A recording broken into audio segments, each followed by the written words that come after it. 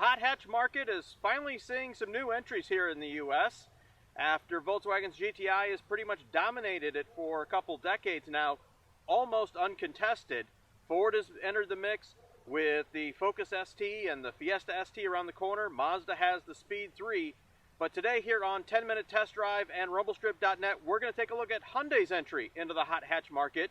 It's the Veloster Turbo.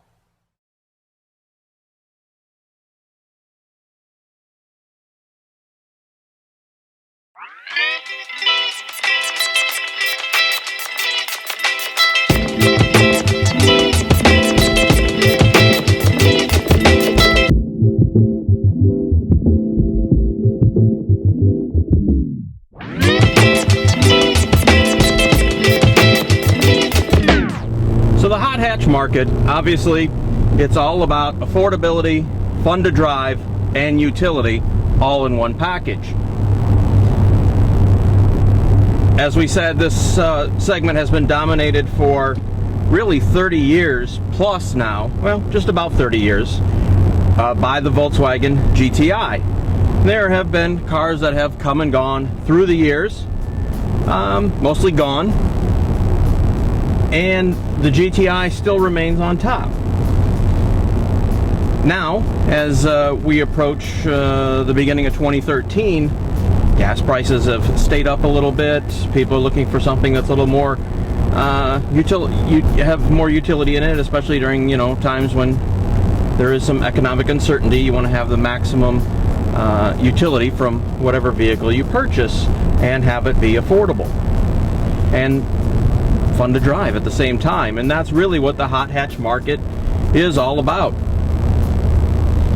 So the GTI, in its current iteration, its 7th generation, is nearing its end. The next generation has been shown off in Europe and actually on sale in Europe. Not the GTI version, but the regular version, and that will come to the US here in about 14 to 18 months, I believe is what Volkswagen has said, and the GTI will follow very shortly thereafter. In the meantime, Hyundai is looking to take a piece of that pie while they can and build on it. It's a segment that they haven't been in, but as they grow the brand and make the brand more well known, it's an area that they do want to fill for the youth market and for the enthusiast market, and that's what the Veloster Turbo is about. It really is that youth market movement with the funky 4-door hatch, not a 5-door hatch, it's a 4-door hatch. And that's a bit gimmicky, to be honest with you.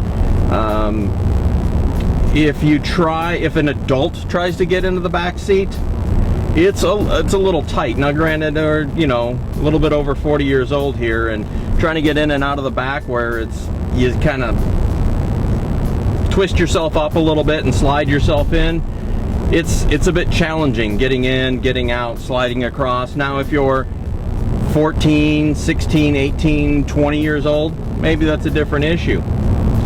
Couldn't say. Up front, the seating is quite good. The seats are comfortable.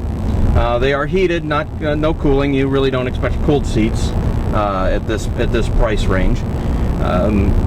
Nice interior space. You have a touch screen with navigation and backup camera. It's really well equipped. No complaints about that at all. It has voice recognition, so that if you want to change songs on your MP3 player, make phone calls, you can do all that without any problems. It's fairly responsive. It works good almost all the time. It has a few hiccups here and there, as all these systems do. But at the end of the day, this car is about driving, and that's really why we have it, is how is it to drive? And the answer is good. Not great, not fabulous. Very good, very competent, very satisfying, but just not exceptional. When pushed hard, this thing has a ton of understeer. You throw it into a corner at speed and it just wants to go straight. It has some torque steer. In a straight line, it goes really well. If you are in a rhythm and you're not like trying to hammer the power, it handles pretty well, but as we said, there's still really too much understeer in the car. This is the 6-speed manual, and the gearbox is okay. The movements are relatively positive, but it has a very plasticky feel to it. This is no, Swiss K31 rifle bolt slamming shut or going between gears, or K98 Mauser with that satisfying slickness and clunk of solid, it's home. It's, as long as you pay attention, it's fine. If you get a little sloppy, you might miss a gear. So, like I said, it's good, not great. Pay attention. There you go. Fuel economy on this, we've done a couple different runs, and we're seeing about 33 and a half on the highway, kind of high 20s in mixed driving. So, it's reasonably economical, nothing special, but not too bad. The hatch is good size and it's functional. So, all in all, the Veloster Turbo, it's a really solid effort by Hyundai. We like it. It's fun. Is it the best in the segment, though? And the answer to that is no. It just isn't. But it's a lot less than said Ford Focus, although it's much smaller than the Ford Focus. It's more Fiesta size. And the Volkswagen GTI, you're going to save anywhere from $4,000 to $8,000. Maybe as much as $10,000 depending on how you option a GTI or a Focus ST over the Veloster Turbo.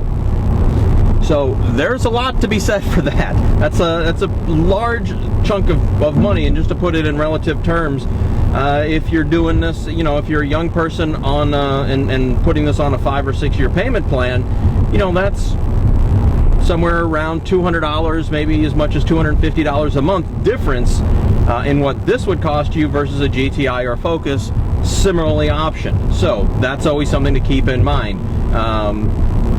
And that buys a lot of insurance. In fact, you might be able to afford your car insurance if you're a young person and you drive this car based off this versus something else. So all in all, we'll wrap it up with saying the Veloster Turbo, it's a really good, really fun car. It's not the best in this class. However, that said, if you buy this, I don't think you're going to be too disappointed. I think you'll be very happy with that purchase decision.